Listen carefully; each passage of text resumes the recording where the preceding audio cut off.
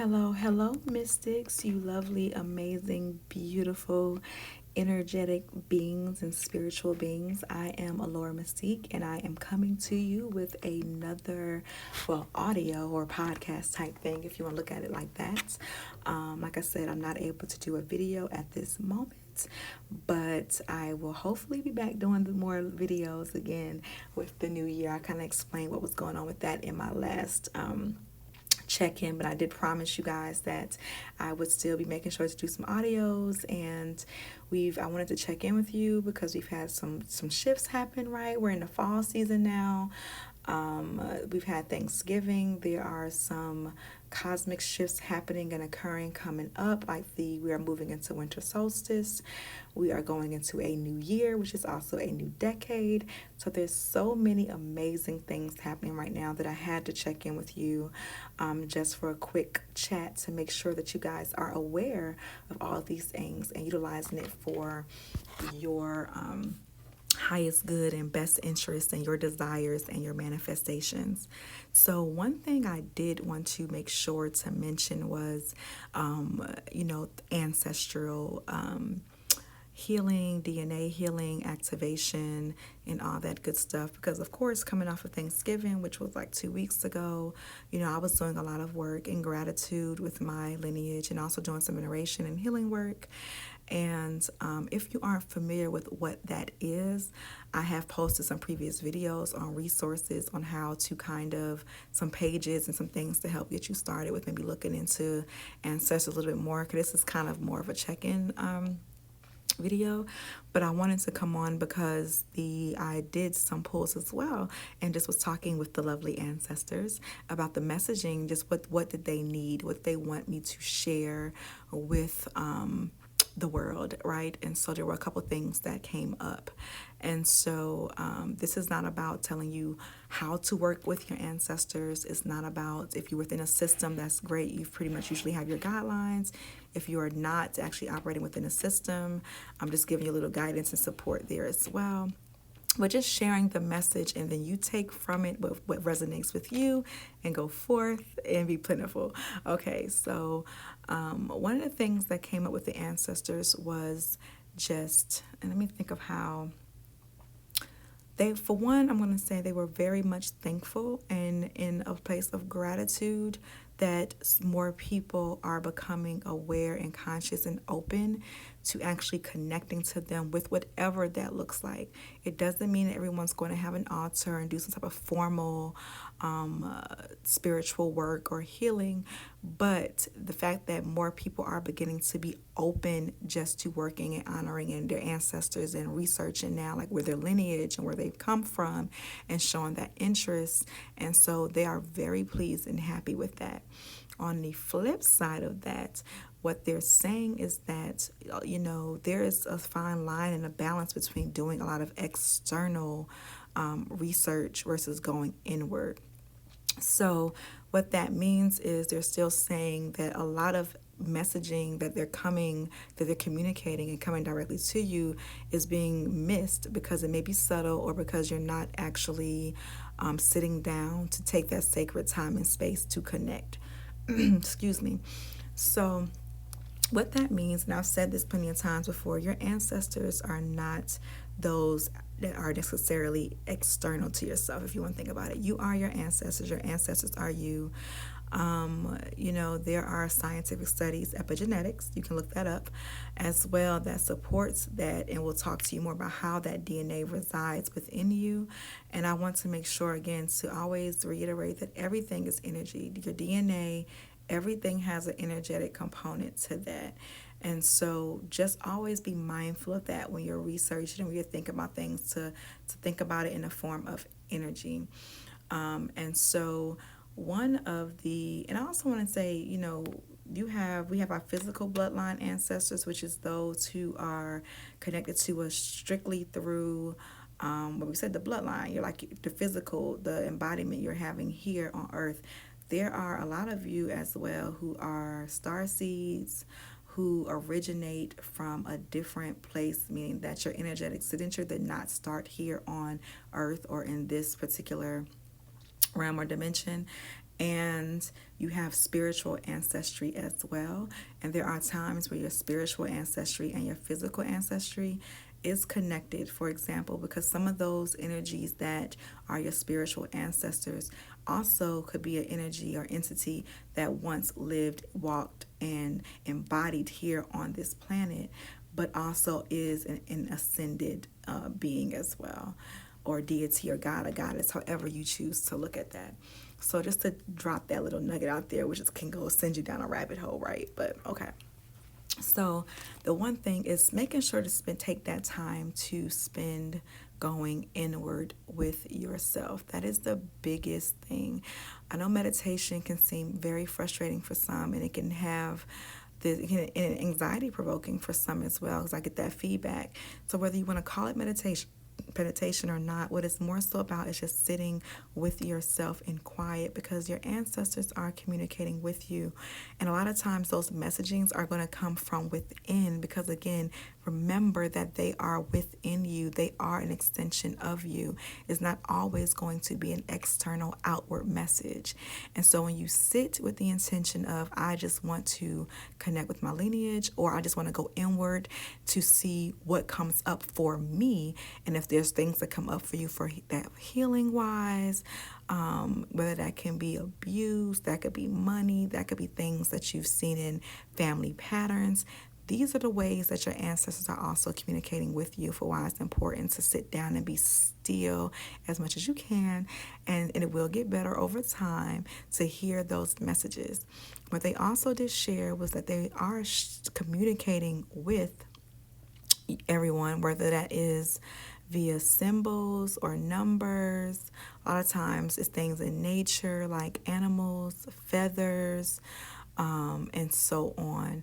But what's happening is, because we aren't being mindful and conscious, a lot of people are missing those connections because you aren't being present enough. So whether you're sitting down and meditating or practicing mindfulness, you can Google mindfulness. There will be a million things that come up. But being mindful is being present and connecting to what you are currently experiencing.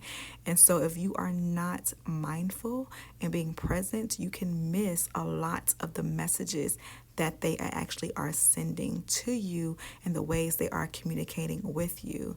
And our ancestors do tend to communicate very subtly and through these different ways.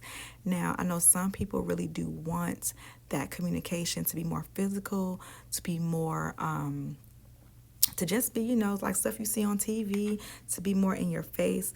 And they've kind of shared that with me, that as long as you're waiting to compare to that, that is actually serving as a barrier. But also to know that there takes a level of energy to be able to communicate in that way.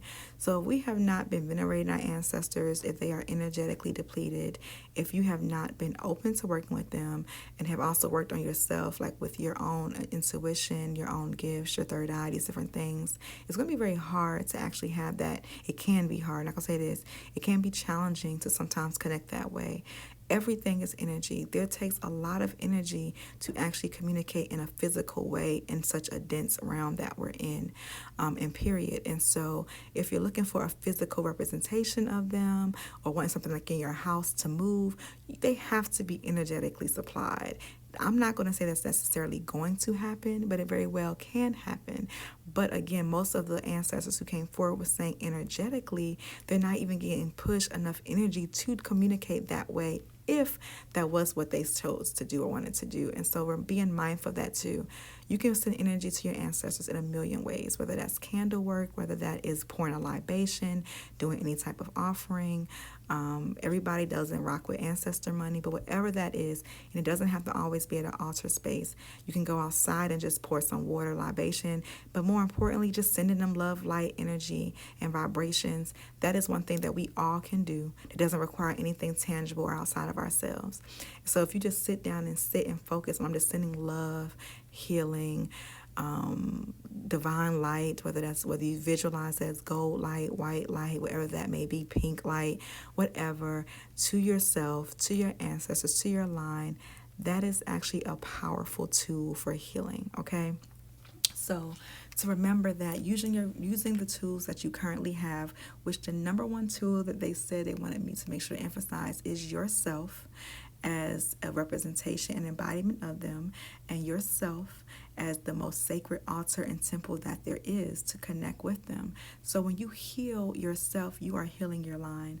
When you become aware of a pattern in your family, because energy runs cyclic, right? And you actually make a conscious choice to break that cycle, which is transmuting that energy. It is repurposing that energy into something else. You are healing your bloodline. You are healing yourself. And sometimes we forget, I know that sounds so simplistic, but when you think of everything as being energy, it's really not. So let's just say within your family, you tend to have, let's say there's a dynamic of mothers and daughters, let's say, for example, not having a close relationship, and you are aware of that. And so what you do is when you have your child, or you repair your relationship with whatever that may look like with your mother or with your daughter, and you do things differently, and you begin to break that cycle, and you're aware of why you don't want to repeat those same patterns, that in itself is shifting that energy and changing that vibration. And so these are the ways I want to let you know, these are tangible things that you can do that does not require tools outside of yourself, that also will heal your line, okay? Another thing with that as well, which it just came in my head and just left, so it'll probably come back because they're also a little chatty, is going to be doing your self-healing work. And when you're doing your self-healing work, that's what I'm saying, you are actually healing your lineage.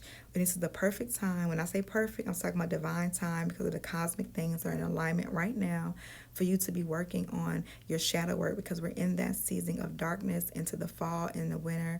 We have a full moon coming up, just all these different shifts that are divine alignment for you to heal, to release. It's a time of going inward, for inner reflection, for quietness, for going more into the darker places. Darker not meaning evil, darker meaning intuitively inside within you, okay? And so that is a big thing that came up a lot, was just going inward. And our ancestors are so pleased when you are having and living the life that you desire, and when you're happy and when you're joyful and when you're also wealthy, okay, and these different things. And so these are all ways that does benefit your line and help to heal your actual lineage. And so I just wanted to drop that out there just to make sure you're aware that everything doesn't have to be a physical tool, although I do believe in utilizing those things. But there's times where you don't have them, whether it is because you at this moment cannot actually purchase those, but it's because you are in a situation where you cannot have those things in your house at this moment, whether that's because you have a spouse or a family member, whatever that may be. They are aware of that. That does not matter. They are saying they love you. Your heart, your intention is the biggest factor, the thing that matters the most. And so to remember that, okay? But so with that, what I wanted to also say was where we are right now. So we have gone into fall, right? We're going into winter solstice. Okay, fall and winter energy is very much about all the things I just said, going within and reflecting, planting the seeds of the things that you desire to manifest going forward, that's going to come forth in this new energy of the spring and the summer and then the new year and all those great things, right? We're going into not only a new year, but a new decade. And so I don't know if I wanted to make sure that people are aware that going into 2020 is actually a new decade, which symbolizes so much new energy. And so this month here, December, is a great time to do a lot of healing shadow work on yourself with your lineage, releasing karma, however you feel about that. I have my own things about karma, but if you feel like there's karmic things you're working on, karmic debts, generational binds, soul contracts, these different things, cutting cords and releasing, this is not only a great time for that because we're in the fall going into winter, but also because we do have a full moon on 12/12, which is going to be great for releasing, and it's the last full moon of this decade. So when you think about the energy of this decade that's ending, this is whole energy right now of releasing all non-beneficial people, places, things, energy that is present in your life and present within you. And so this is a very, very optimal time to utilize this energy. And when you release those things and cut those cords and do all that healing work, then to call forth all that you want that is beneficial to you and your bloodline and your manifestations for 2020. And so think about what the number 10 means when we look at going into a new decade, right? We've already gone from the age of the Pisces into the age of the Aquarius, which some people feel like we're transitioning. Some people feel like we're already there. Regardless, the shift is happening. So we're in this place of a cosmic shift. And the age of the Aquarius is very much about going within. It's very much not about the age of blind faith, but the age of inner knowing, intuition, okay? Going into this new decade, which also symbolizes the number 10, think about that number, look it up as well. The 10 is all about completion, right? It's about being and non-being being merged together. It's about the newness of a new energetic cycle that is coming forth, and all that great energy. So this is the time to utilize that because, again, like I said, we're going into a new decade, a new season. As well as 12/12/20, right? The full moon carries the vibration of 3, which is a very powerful number as well. You know, that holy trinity, so to speak, whether you think of that as whatever that means to you. That could mean past, present, future. That could mean your higher self, your ancestors, whatever that 3 represents for you. But there is, so to speak, this symbology in that. And so again, to utilize all of these portals and all of these things to help you and to assist you and to guide you with pulling more energy that's beneficial to you into all that you desire, into your manifestations. And so I wanted to just come on briefly to make sure you guys were aware of what all these shifts and things that were happening, share that message from the ancestors, and just kind of give that to you. I will be doing a Reiki video for the 12/12. I'm not sure yet if it'll actually be available before 12/12 or right after, because you know you can work up with that energy for a few days before, a few days after. But I will do that to make sure that I want to assist and help you guys as much as possible with utilizing that energy to release. And you'll be able to come back to that Reiki energy as well, that video, to utilize that to continue to help you as you go forward into 2020 at the beginning of the year as well. So I am going to do that. But I really just wanted to check in and make sure you guys are aware of those cosmic shifts and portals and to share that lovely message from the ancestors. And so my desire for you all is that you are having and receiving all of the prosperity that the multiverse, that your ancestors have to offer to you, because it is limitless, as well as all the desires of your heart, that you actually have those desires within your current embodiment and manifesting those intentionally. And so to help and support you as much as possible as I can on your journey. And so that was my brief message. I will be back with you very soon. I have to go. I know that was a lot of compact information, but again, just checking in. So just remember, above all else, that you are everything. Like, you being here are the okay, got a message coming through. Also wanted to say, because what they're saying is sometimes we doubt, how do you know things are working when you're doing your healing? Okay. You will begin to see things actually shift within you and also around you. So when you are doing healing work on yourself, it is going to also activate and repair DNA. So you may actually see things change, like physical ailments or dis-ease that runs within you and your bloodline will actually begin to alleviate, and also where health becomes better, right? You will start to see those in your bloodline as well actually shift, because again, this is not just it's going to shift your entire lineage. So you will see things happening and opening up for those around you too. You'll see shifts, generational family pattern shifts begin to happen there.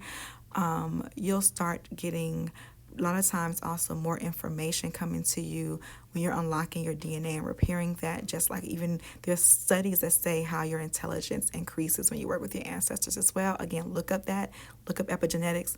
But these are all these ways that you can actually see these things happening in your life. And also you really will feel, you will feel internally within yourself the shift. The vibration changes when you sit to connect with your ancestors, to connect with yourself mindfully or meditation. There's going to be a vibrational shift that will feel like it is in alignment, and some of that heaviness and the things that you have been removing will feel weighted off and lifted. So these are ways that you can know this is actually also helping, and also will let you know when I personally believe it's always you can always utilize work, but how much energy you need to push into that. So you'll know that when you go internally within yourself, but you can look for some of those minor things as well to let you know, yes, the healing is working. And your ancestors will send you symbols, as I said before, whether it's through numbers, whether it's through dream state, whether it's through butterflies, animal totems, just all these different ways that they'll communicate with you. So with that, you guys go and be great and manifest intentionally and purposeful, and I will be back with you soon. Bye.